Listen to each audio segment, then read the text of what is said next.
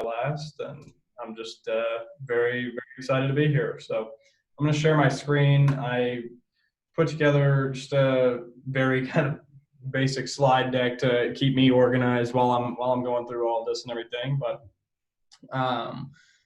as Cindy mentioned, my name's Hunter Hawley. I am the founder of Blueprint Stats, and essentially what we do is that we just try and help high school basketball teams find a way to win using the data that we're able to pull from their game film. So right now we're kind of existing in that high school basketball market where they upload videos to our website, and then we have a whole team of people, usually college students who are supposed to be paying attention in class, but instead are sitting in the back watching basketball games, who are going through and recording everything that happens. So, they might record it, the 5-minute mark throughout the video that somebody took a shot. And then, afterwards the coach is going to be able to go back and see, okay, show me every time that, this player took a shot and where it was from and things like that. So there's some pretty cool analysis that we could do. And, for today's talk, I've kind of made myself not talk too much about all the different cool basketball analysis things that we could do, and have tried to stick a little bit more to the entrepreneurial journey and whatnot. So definitely if I get out on a tangent about shot charts or computer vision analysis or anything, just feel free to rein me back in. But wanted to start off and just kind of hear from everybody so that I know kind of where we're at. How many basketball fanatics we have on the call? I mean, we're in Indiana, so I hope everybody's going to raise their hand, right? So, but you never know. Okay, so we've got a few, definitely. Cool. Very nice. So, for me, that's kind of what got the whole thing started for me anyway, was down south, we actually do have quite the appreciation for the game of basketball too. I know here in Indiana, nobody likes to admit that there's a little bit of activity going on in Kentucky for that too, but there is. So that's really kind of what got me interested in this at first. Was like so many other kids growing up in Kentucky or Indiana or just this whole area, I fell in love with the game of basketball. Had aspirations to play at the college level, obviously had aspirations to go further. And then, Archie Miller never gave me the call. So, my feelings aren't too terribly hurt about it. I'm starting to kind of get over it that Archie never gave me the call. But that aside, that's totally what got me into this. So I'm a huge basketball fanatic. Honestly, just, a big sports fan in general, but basketball's always been kind of my thing. So, just wanted to start off today, give everybody a little bit of context on where I'm coming from. So this the arrow here points to my little itty bitty town on the Kentucky bank of the Ohio River, called Cloverport, Kentucky. There's about 1,000 people from Cloverport. So whenever people from Bloomington or Columbus tell me about how small a town it is, or how there's nothing going on, like I don't care. Like it goes in one ear out the other for me. It's just totally not true whenever you come from a town like that. So, I grew up there, and I've already kind of mentioned what my interests were, right? I was in love with basketball, but in addition to that, when you're from a town that small, you're always kind of, well, if you're like me and you have aspirations to one day kind of move on beyond your town and everything, and kind of see what else is out there, you're always kind of looking for outlets. And so one of mine was definitely basketball. That was a great way for me to just kind of be with friends and experience new things. And during the summer, we got to go to summer camps all over the country and things like that. And,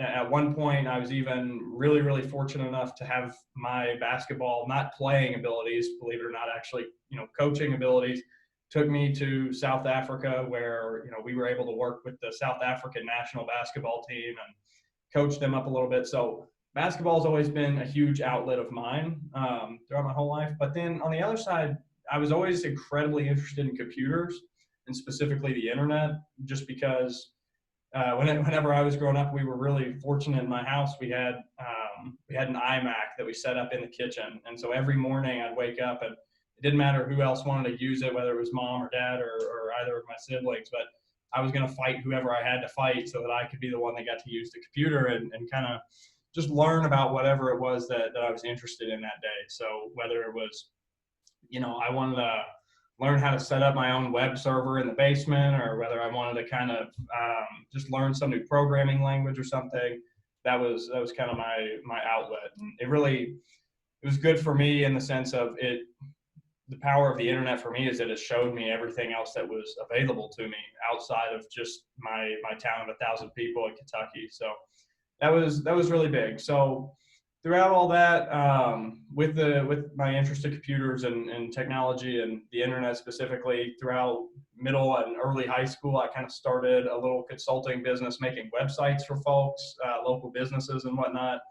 And I saw a little bit of success there. I mean, whenever you're in middle school, if you can get anybody to say yes to you, then you feel like you've been a huge success. So made a little bit of money doing that, and at that point, I kind of had the bug for entrepreneurship a little bit, and so I kind of had these three passions at that point. So I was in love with basketball. I had this huge drive to work in technology and everything, and then I also just had this incredible entrepreneurial itch.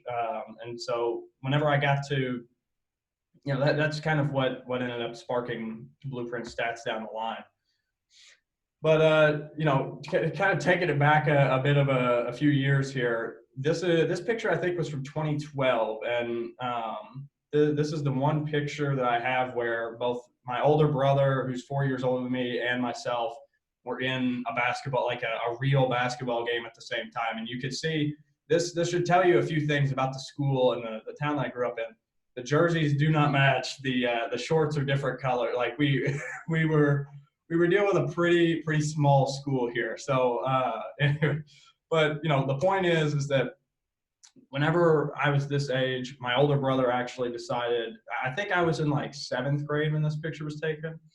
And at this point, my older brother decided that he was going to, for his junior and senior years of high school, he was actually going to go on and just start college, right?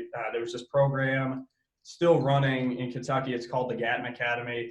And essentially, they just allow kids who are interested in STEM. He's a big engineering guy. So people who are interested in STEM can kind of take that track and say, okay, for my junior and senior year of high school, I'm just going to go to Western Kentucky University and study college classes there.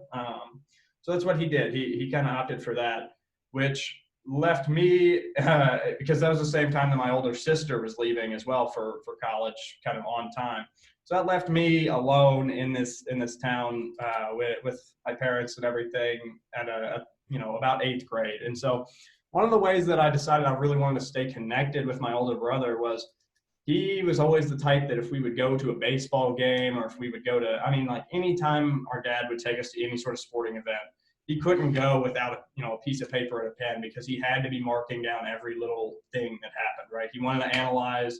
When we'd go to a baseball game, he wanted to just calculate the RBI, like he just wanted to get every little number that he could, because it's just the way his mind works. So whenever he went off to college, I decided, okay, well, here's a great opportunity for me to use some of my interests in technology and everything to stay connected with him. So this was back in the days, well, we had, YouTube was obviously a thing and everything by 2012, but where we were at, the internet was so just horrible that if you wanted to upload a video that was an hour or two long, like a basketball game was, it was going to take you a couple days to get it done. So this was early on in these days. I was burning DVDs and I was sticking them in the mail and sending them to Bowling Green, Kentucky, where my brother was studying.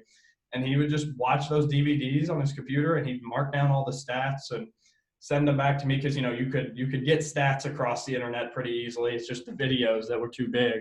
So he would send me these stat reports on my middle school basketball team that from video that I had sent him on a DVD through the snail mail. And we had a lot of fun with this. We got my dad involved because he was the one that was kind of filming all the games and everything. And it was just really good for he and I to kind of stay connected and whatnot.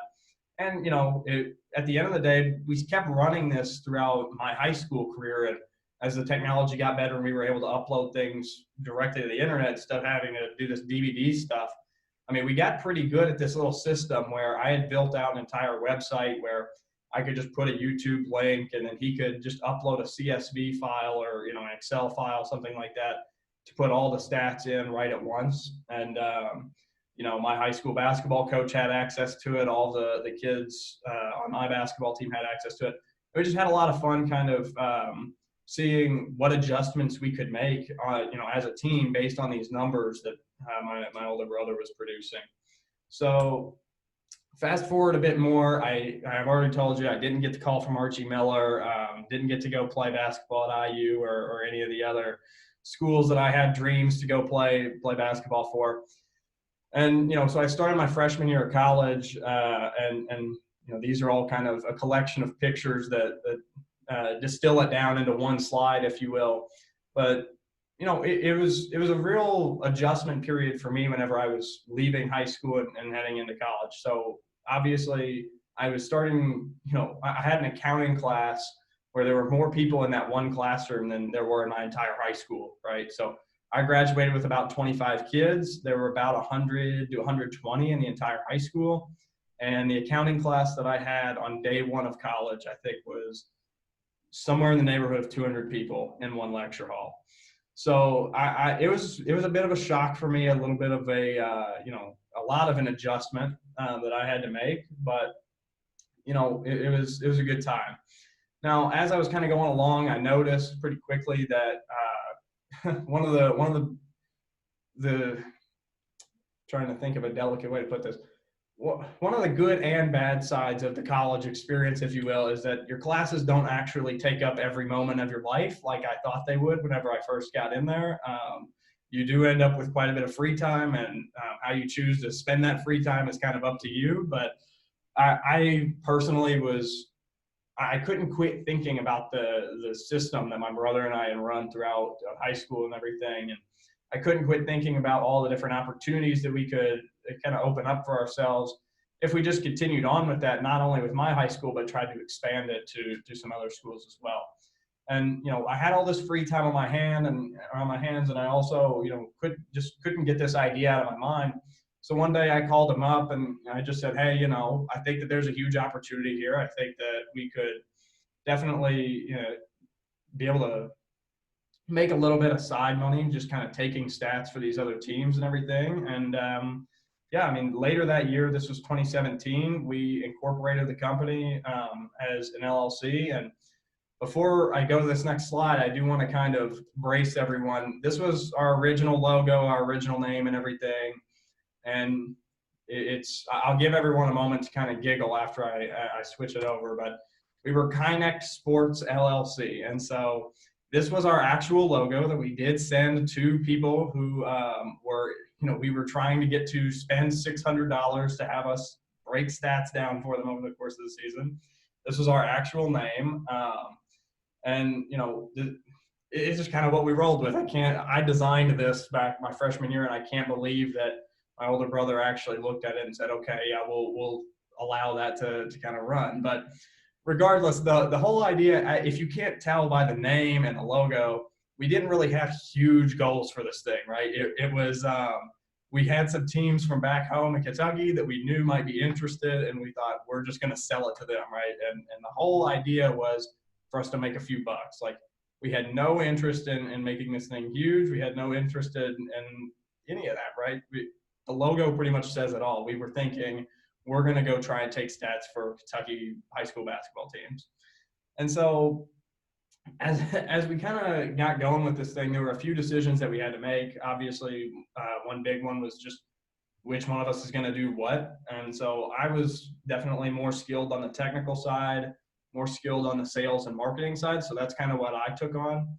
And then he, like I mentioned earlier, has always just been this numbers guy where he's incredibly detail oriented when it comes to making sure that all the little numbers are in place. And I mean, he's just always been much more of a mathematically minded guy than me. So he took on the role of just, all the games that we end up having to take stats on, he was going to handle them either himself, or he was going to find somebody else who we could pay to kind of make it happen. And so I worked on the tech platform a little bit, since that was one of my roles, and I ended up coming up with something. This was it. Yeah, it was a 2-pager, right? The whole website was built on like this WordPress platform, and it was very just kind of cobbled together. It essentially would accept a YouTube link. You would have to upload your videos to YouTube, and then you'd have to copy the link over to our site where we would then fill in the stats, right? So it was very similar to the sort of thing I was describing my brother and I doing while I was in high school, right? It was pretty much just a modification off the website that he and I were using that I had built. So this is what we ran with for the first year. We ended up signing, I think, 4 or 5 basketball teams back home, and we thought we were rich, right? Because 4 or 5 basketball teams at $600 a piece, we were just over the moon with how happy we were on that. And so, it was a good time. We were having a lot of fun. But my top lessons from that season, right, the 2017-18 season, I guess funny thing about this business is that because it's so seasonal in nature, at least until you start to expand off into other sports, is that I can really kind of very easily break these things down into different basketball seasons and kind of what did I learn from each one of those. And so what I really learned, this is probably the top lesson for 2017-18, was if you're unsure, just do it the hard way, right? So we were very unsure about who would even want this product. We were unsure about how we'd be able to build it. We were unsure about whether or not we would be able to find enough friends to kind of help us stat these games whenever Blake couldn't handle all of them. And, so the big takeaway there was we didn't really know, so we just did it the hardest way that we could, right? And we didn't try and scale up real fast or anything. We just said, we're going to do everything manually. We're going to learn whatever we have to on the fly, and we're just going to make it happen. The second thing is that, relationships, especially in what I'm doing, very much relate directly to value. So of I think it was 4 teams that first year, 3 of them are still with us and are still kind of clients that we turn to every single year when we want to come out with new features or anything like that. We go straight to them. They've been with us for so long now that they've kind of seen the arc of it, right? And so those relationships have really come out to a lot of value for us just with our own customers. And then the third thing is automate. So this is definitely contradictory to the first bullet point where, I said, if you're not sure, do it the hard way. But at the end of 2017-18, at the end of that basketball season, we pretty much knew a few things about how to run this business. We were tired of doing things the hard way, tired of doing things so manually. And so, the big lesson from there was just going forward, we've got to automate some stuff. And so to do that, what we did was we like to hit on the automate point. We decided that we were going to go out and hire a developer. And so I met somebody here at IU who had a lot more skills than I did. I mean, I kind of wrote the website and the platform for our first year and everything.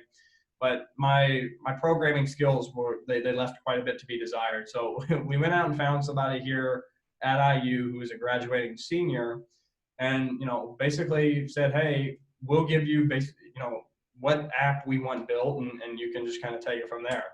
And so I first came to him with this kind of mock-up, which was going to be the first system that we had for taking stats online. Because at this point, so going back a little bit, at this point, we're taking stats on pen and paper, right? So we have people sending us these videos and everybody's literally sitting there. We had this spreadsheet that we had that was like a master spreadsheet for every team, and we'd make people print, mark, and then like scan those in and send them. So that's how we were doing it then. At this point, I was thinking, okay, let's skip ahead a few steps and get straight into kind of doing all this online, all on a computer. So the idea was you'll click a person's name whenever they do something, you'll click what it was that they did there at the bottom, and then you'll just kind of take it from there. But after talking with the developer and everything, and especially after we showed the developer what we had in the bank account, because once again, we thought we were rich after that first season. But we showed them what we had in the bank account, and we were told, yeah, this isn't going to happen for what you, the amount of money that you're willing to spend on this thing. So we ended up coming up with a system that basically just kind of more streamlined, managed a lot of the things that we were trying to do. So people could upload videos directly to our site now instead of having to copy things over from YouTube. People could actually look at the stats in like a table format and could export the stats in a table format instead of having to worry about going to third-party sites or looking at those scanned pieces of paper that we were sending in, things like that. But, we still, at this point, year 2, we were taking stats now instead of on pen and paper. We we were taking them in Excel sheets, right? So we're stepping up the game technically a little bit, but we still weren't at the point that I thought we should have been at. And so the top lessons from 2018-19 for me were just to understand your core functions completely. So to say that that second season we ran it was a disaster might be a little bit of an understatement. The problem was when you go out and you hire a developer like we did, I mean, essentially we said, here's a lump sum that you can have. You just got to build these features or whatever. But when you start the project and you don't know exactly what those set of features are that you even want or how you want them to behave, it's really, really hard to do a lump sum and get something that everybody's happy with. So the problem became whenever the developer left and the season started, because they had to go take another job, obviously. We didn't understand anything about the code that he had written. So there were a lot of problems where I was calling him late at night when he didn't work for us anymore, and I was begging him, hey, will you just please fix this bug, because nobody can upload games until you do. So that was a big lesson for me, was at the end of the day, you have to know exactly what the core functions of your business are, and in my case, that's the technology that kind of runs the whole thing. So that was a big lesson that we learned the hard way in 2018-19. So yeah, I've already pretty much touched on this, how not to work with a developer. A lot of over the last 3 years of what I've learned has been how not to do something a lot more than how to do something. And so this is definitely a great example of how to pay a developer. You want to do it on an hourly basis unless you absolutely crystal clear know exactly what they need to build, and then also just kind of how to keep contact with them. I mean, over the course of that summer where he was building out this new product, I learned a lot about what kind of, as a really young person, I learned a lot about kind of managing other people, and in fact, managing somebody who was older than me too. So that was definitely a good lesson.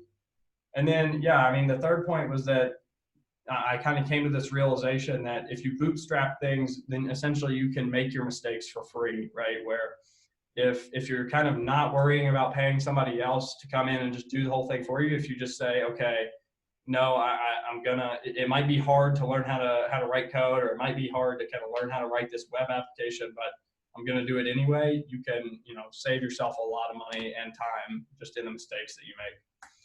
So this previous season, 2018, well, no, I think I had 2019-20, sorry, I thought I had my dates off a little bit. I ended up doing exactly that and bootstrapping the entire thing. So this is kind of a few screenshots of what I ended up building out. This was definitely the biggest leap that we had in number of features that we were including, and just kind of the way that the system was built and everything. So you could, just like the year before, you could upload videos directly to our website. But now we had this system where it would kind of categorize every statistician that we had in the database. So once again, all those college kids who are sitting in the back of classrooms watching basketball when they're not supposed to be. We had a system that would automatically email them whenever a video was uploaded that they were in charge of doing. We had a system that would automatically count how much we owed them after every week or two whenever we had to pay them and stuff like that. And then, additionally, we had this thing right here, which looks somewhat familiar if you, kind of go back to this slide where this was our initial mock-up for it. I ended up getting to kind of teach myself how to code.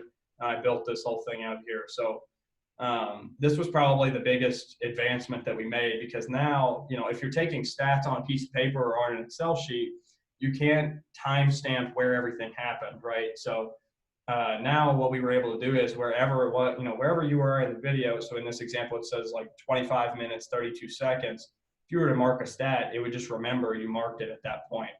So, that enabled us to do features like this where a coach could, go in and type, search whatever stat it was that they were looking for, and they could just pull up all the clips and know exactly where in the game they happened and be taken directly to that video. So we were really happy with the way this came out.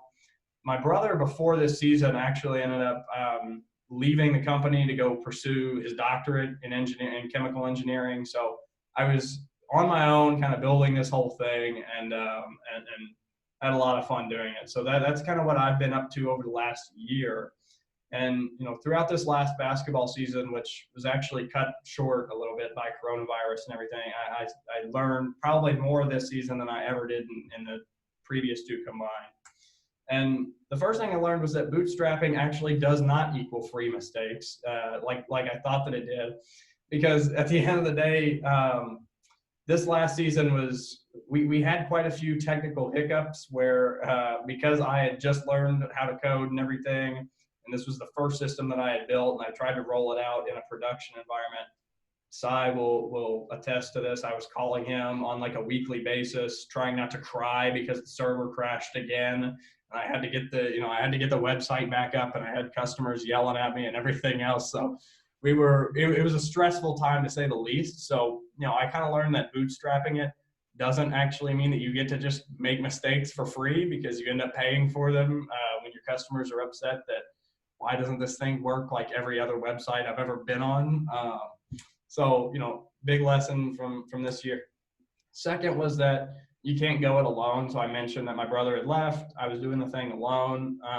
And, the big takeaway for me was just that if I want to scale this thing out, I just have to have people who I could collaborate with. I'm not I'm not nearly as effective kind of working on things alone. I love kind of getting in on those group projects and things at school and whatnot, but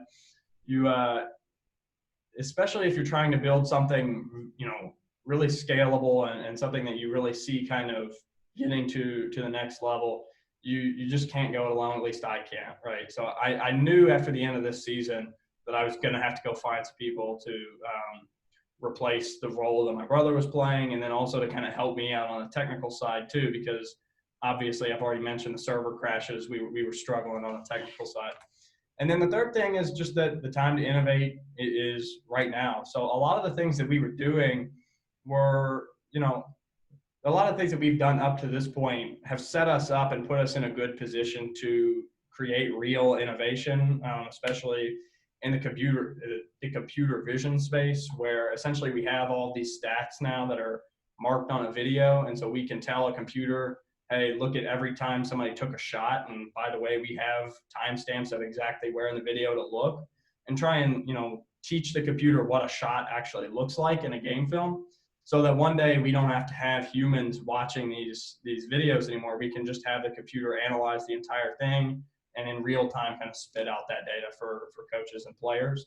But, up to this point, we haven't really rolled any of that out to our customers. So I kind of learned from this year that if we're going to keep going with this, if we're going to if I'm going to try and run this thing even beyond my college days, then I've got to kind of take it to the next level and start to think a little bit bigger on what could this be, right? So we've come a long way from taking stats on paper to now we've got this, great web platform and everything. But, my thought on it is that it's time to kind of think bigger. We've kind of got to that point that we never thought we would get to, but now it's kind of time to set another goal that may or may not be attainable, right? And just go chase after it. So that's, as far as my actual presentation is concerned, that's kind of where I leave it off, just so that I can make sure I'm not going on too long about anything that isn't interesting to anybody. That it just, whatever you'd like to do next, Cindy, I'll kind of pass it over to you.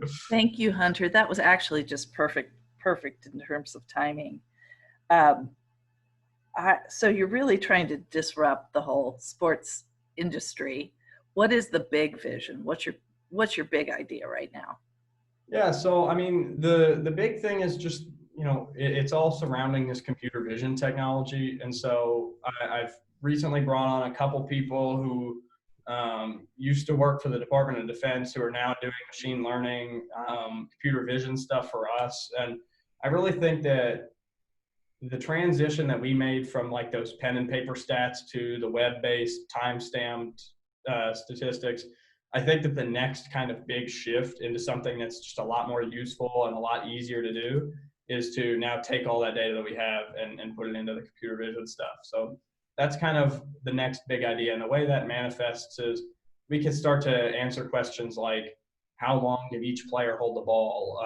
Or, how many dribbles did each player take? Or we can even start to mark out some of these statistics that are done by humans with these machines. So I think that's kind of the next big step for us. So you said you were charging $600 for this. Is that still your pricing strategy? And who's doing the sales and how many customers do you have right now? 3 questions. Yeah, no. So for the first 3 years we just kind of, to more than anything, it was out of convenience to say, okay, we know that we can kind of at least break even or make a little bit of money at $600. So we knew that most high school basketball teams play an average of 30 games, right? So if you end up winning the state championship, you're going to play 40 or 45. But a lot of teams who don't go so far and maybe aren't as good are going to play closer to 25 or fewer. So we knew that at the end it would balance out to about 30. So the $600 was manageable for us. But this year, going into 2020-21, we're looking to kind of shift the pricing model to more of a, you pay for your video hosting. So however many hours of video you have, you pay a yearly subscription for that. And then you just kind of pay for your individual breakdowns that you buy from us, right? So if you just want to get a video hosting package, that's fine. You could take your own stats. We're going to open up that stat taking platform to consumers this year. But in addition, we're also going to allow you to purchase breakdowns directly from us. And then I think there was a third question I didn't answer in there. I think it's about who does the marketing, who sells. Yeah, I mean, at this point, it's still pretty much completely me, right? The people that I've brought on this year were strategically, I put them in place so that they could free me up to go work on that stuff. My talents do not lie completely in writing code. That's not really, I can make it happen if I need to, but it's not really where I operate best. So I've brought on people who can kind of handle that side of it for me and let me go sell the thing. So we've done that. We recently just signed a partnership with the District of Columbia High School Athletic Association. So we'll be the official stat partner for their state tournament in March if it happens. And we're pretty excited about that. So that's kind of some of the marketing stuff that I'm doing now, is trying to set up these partnerships and whatnot. Oh, and your last question, I think, was number of customers right now. Last basketball season, we had 25 teams signed up. I'm sure we've got people on the call who have questions, so I'm going to be quiet and invite them to unmute and ask the questions they have. Connor, this is Bob at the Chamber. Do you have any plans to, in the future, maybe expand that to other sports as well? Yeah, I mean, it's funny. Whenever we were Kinex Sports, right, we had these plans to expand to other sports before we even had plans to expand to other states, obviously. And so we, I definitely have always kind of had plans to expand to other sports. It's been more of a thing of, once we can kind of hit a little bit of scale within basketball, and once we can kind of prove that the model works there, because at this point we I think are starting to prove the technology out a little bit, but this year is really going to be kind of a big question of how big can we make the thing, right? Can we scale it to that triple digit number of teams, things like that. At that point, I think it makes a lot more sense for us to get into either a volleyball or a lacrosse or a soccer or something like that, and just kind of take it from there outward to other sports. So yeah, definitely we want to get involved in that for sure. I think somebody else had a question when Bob was asking his. Hunter, this is Keith. I've got a question. What's out there as far as competition? Yeah, definitely. So when we first started, there were 2 huge companies. Well, I say huge because they were a lot bigger than us, but 2 companies that were in this space that were competing. One was called Crossover, and they were basically, a basketball analytics platform very similar to what we're doing right now. And the other is called Huddle, and they were, their big kind of claim to fame was football, right? So most football teams across the country use this Huddle platform to kind of break down all of their football footage and everything. But I think it was last summer, Huddle actually purchased Crossover. So they've kind of teamed up and they cover pretty much every sport under the sun at this point. Where we're looking to differentiate, and to be honest, from a pure technical standpoint, we haven't fully differentiated from them yet. But where we're really kind of looking to take things, they haven't so far, is in that computer vision direction, right? So where we're coming from, we're a lot more incentivized to kind of take on that computer vision role because they've already got a pretty established business doing this the way they do it, the way that they go out and actually find people to take these stats. Usually they find pretty much the cheapest labor that they can to watch these videos and record the numbers. So they're doing all right with the human powered method. What we're looking to do is see how far we can push this computer vision envelope. Because at the end of the day, it only takes getting a few of these machine learning models correct and getting them to do really cool things with different sports to be able to really win over a market. So that's where we're looking to compete. Rebecca, do you have a question? Hey Hunter, so I don't have a question. I just have a comment. Thank you for sharing your presentation, and I really enjoyed the lessons learned that you shared with us, because I think, even though I'm not an entrepreneur, but I think these lessons also apply to someone who work for somebody, because those kind of lessons you shared is kind of pretty, can apply to me as well, right? Understand your core, and then just understand yourself, and then your strengths and weakness, and then know how to collaborate with others so that you can complete the same goal together, and then value the relationship. So thank you for sharing those lessons. Yeah, for sure. Thank you. Hey, Cindy, this is Rusty Dion. You have a question for Hunter. Yeah. So Hunter, first off, congratulations on what you're doing. This is really cool to see somebody take their passion and really, and utilize it and make something that could really be good. And also at such a young age, that's pretty awesome. So my question for you is, have you read the book Mathletics? Are you familiar with this? I have not, no. Okay, so this is actually written by Wayne Winston, who's one of the IU, I guess, gurus over there. And this is, so kind of, I guess where I was headed with is, this is, if you, a way to, kind of take your stuff to the next level, because what this does is take your stats and then look at impacts of each player. And, the pros use this for, determining who to put into, what players to put into situations in each game. So this is like what you're doing on steroids. So, being there at IU, the author of this book is at IU, might be a good connection to make. And that would be a way for you to really, I think, set yourself apart from your big guy competition.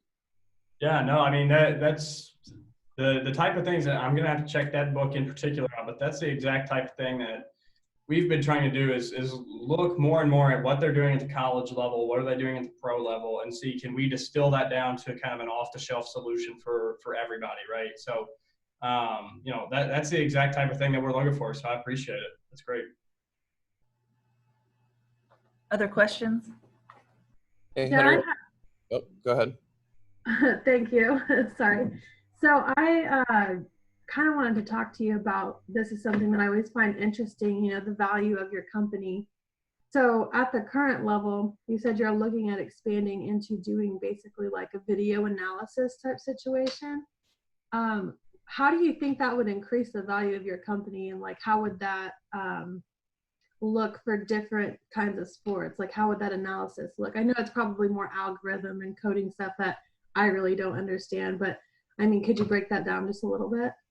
So yeah, so you're referring to like the computer vision analysis things and how that kind of relates to that. Yeah, so I mean, so value is kind of like a two-sided thing, I guess, right? So you've got the value that we are actually kind of providing to the customers, and then the value of the company, of the entity itself, right? So from a customer perspective, the value is definitely just when we can implement these computer vision things, we can all of a sudden answer questions that weren't possible to answer before. So one example that I haven't mentioned yet is kind of like this player tracking technology, right? So the computer vision algorithms can say, it can basically produce like a map of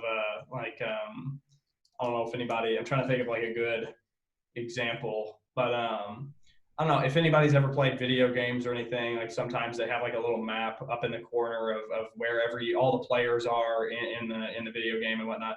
They can essentially do that too, where they can draw a picture of a basketball court and just track where every player is on the court at any given time. So things like that are just questions that right now, I mean, I could hire people to go through and track every player on the court throughout, an hour and a half game and try and put a little dot wherever it is that they happen to be standing at that time.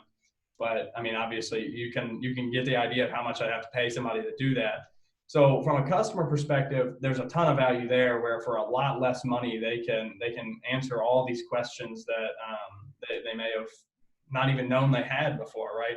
But then from like a business value, a business kind of entity value standpoint, it definitely is just, it really kind of comes down to a cost cutting method, right? So right now we have to pay $10 to $15 to our statisticians every single game that gets uploaded.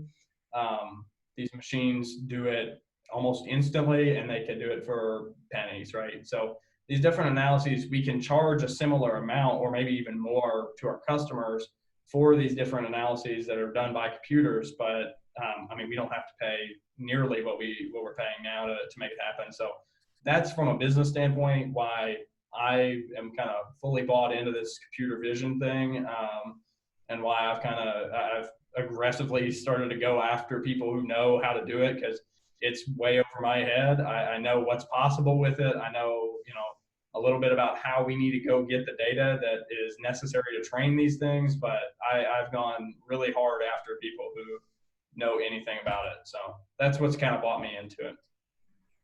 That's really cool. And I think it's kind of funny that you mentioned the video game thing. I think they actually do use like the sensors and like that running platform to kind of like map the actions like produced inside of a game. That might be something that would be worth looking into, seeing if you can recreate that like the reverse way, right, in like a human form, so that way you can do volleyball or basketball or baseball or anything like that. And I'm also really impressed with your company, and that's really very interesting. So thank you for sharing with us today. Appreciate it. Yeah, no, thank you. I mean, you mentioned like the kind of sensor, the skeleton sensor, if you will. That's one thing that we've been working on here in the last few weeks, actually seeing whether or not we're at a point with our data where we can do that, because at that point you're starting to almost get out of the range of what a normal high school coach will know or even care about, because at that point you're starting to talk about, and that's where you start to even think about like what use is there for this at the college level or potentially pro level, whatever, because then you're thinking, okay, if we can track what the angle of somebody's elbow is every time they take a jump shot and then relate that to whether they made the jump shot, whether they swished it, whether they banked it, we could do all these things. Then all of a sudden you basically have an algorithm that you could tell a player, okay, well, you need to make sure your elbow is bent at this angle. And you can, in training, kind of really, really precisely train the athlete to shoot the ball in a way that's going to make them most effective. So we're looking into that technology right now at the high school level. It'll be kind of hit or miss. It'll be probably something a lot more premium that only a certain select number of clients even care about. But it's something that we're very, very excited about for sure. I'm pretty sure if you get that video analysis, you won't be dealing much with high school students anymore. Yeah, You'll probably be hitting pro college level always. Keith, you have another question? I love what you're doing, Hunter, and I also know your passion for the sports. My question is outcome data, and I'm sure you're paying attention to what the outcomes of your teams are getting. How do you measure that, and what can you share about that? Yeah, so as far as what kinds of actions or statistics or anything kind of lead to teams winning more basketball games, essentially. Yeah, I mean, so from a marketing standpoint, we definitely like to look at those outcomes and just say, hey, we took a team that the year before was 8-22, and we turned them into a 22-8 team. But the problem, especially at the high school level, and this is where getting into those upper levels of the sport are going to help us a lot with some of our data analysis, and also just getting a larger sample size is going to help us a lot. When you're talking about high schoolers, the difference in an 8-22 season for a school and a 22-8 might literally just be somebody graduated or some new freshman came into the school and just essentially strapped the team on their back and won them those extra games, right? So at the high school level, it can be really hard to pin down, okay, well, we know that these were the factors at this weight that kind of produced this outcome for you.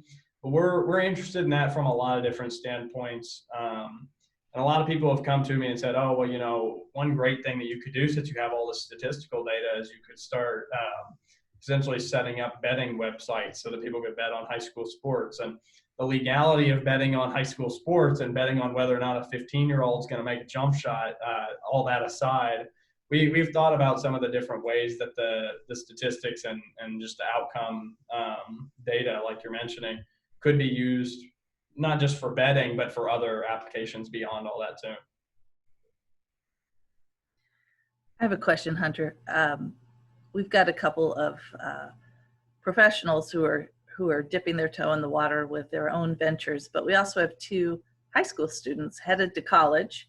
And I wonder if you would give them advice on how to take full advantage of what is available at a university like Purdue or IU.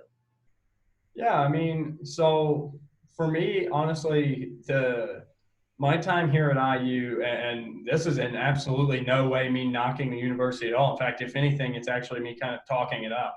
The value I've gotten out of IU has not been from the tuition or the classes that I've taken and everything. I mean, they've been great, but the value I've gotten has 100% just been when you have that, iu.edu or purdue.edu email address, you can email anybody else at the university or even beyond the university and just ask for help, right? So once you get that email address and once you kind of get that veil of like, hey, I'm a student, I'm no threat to you, just please, let me pick your brain, let me, have you open this door for me, things like that. You can't over abuse that. If you can't take that too far, right?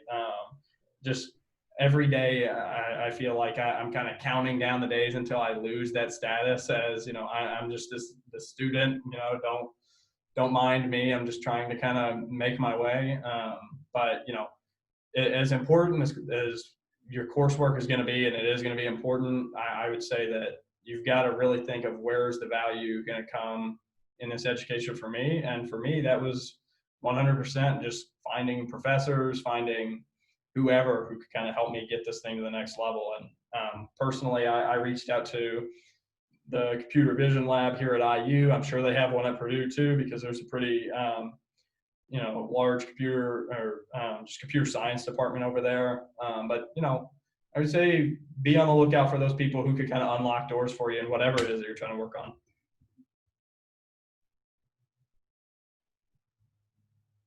Hunter, how have you raised funds? Is it all friends and family, or do you actually have outside investors?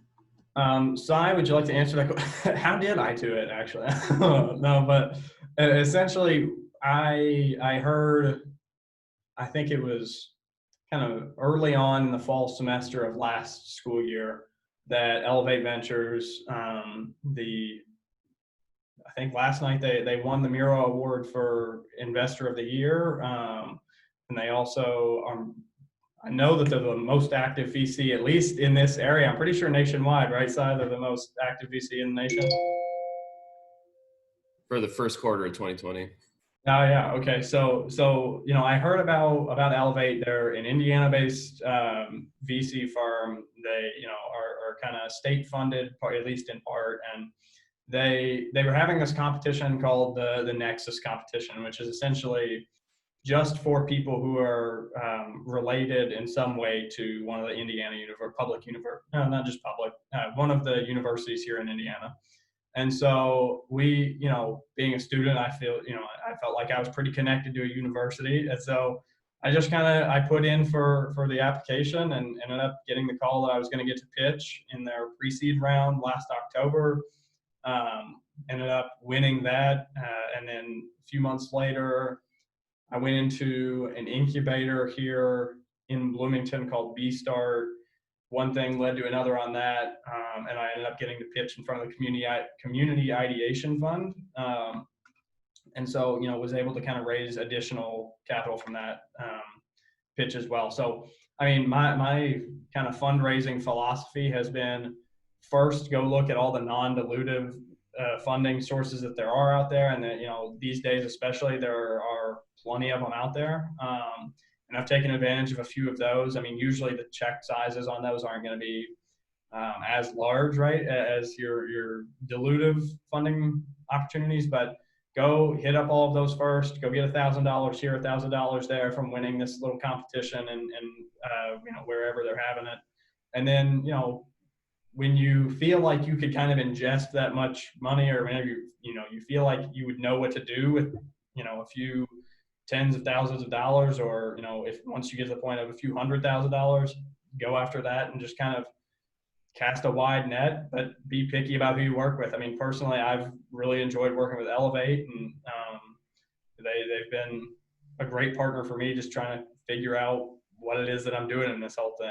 So, and I would say that even if you weren't on the call side. So I'm glad you mentioned the ideation fund, because we're really anxious to see more Columbus startups go after that money, and Yeah. I can help you navigate that. Right.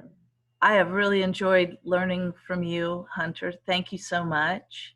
Yeah, thank you. Really appreciate the time you took to put the presentation together, and just best wishes to you as you move forward. Yeah, thank you very much. No, this has been a lot of fun, and I just appreciate everybody being here this morning. Great job. Let me tell you that next week we have another Bloomington-based company, Eric Robinson from Syntech Medical Systems. And Cy, you might be able to put this into layman's terms for us. Tell us about the film that he has developed that is used in surgery. Absolutely. So it's essentially a clear plastic piece that a surgeon puts in after heart surgery, and it's fits in between your rib cage and your heart after heart surgery. And the point of it is so that you don't get scar tissue, because the number of times that you have heart surgery, there's like a 10 times more likely chance that they're going to have to open up you again.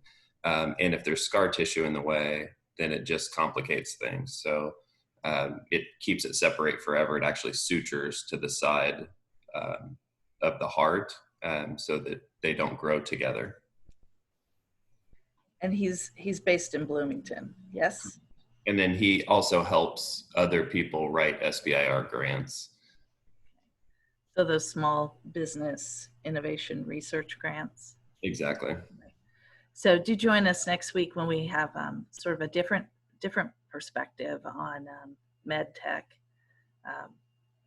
innovation used in the medical field. So it'll be really fascinating. Eric Robinson next week.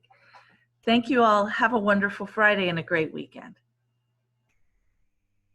Bye-bye. Bye-bye.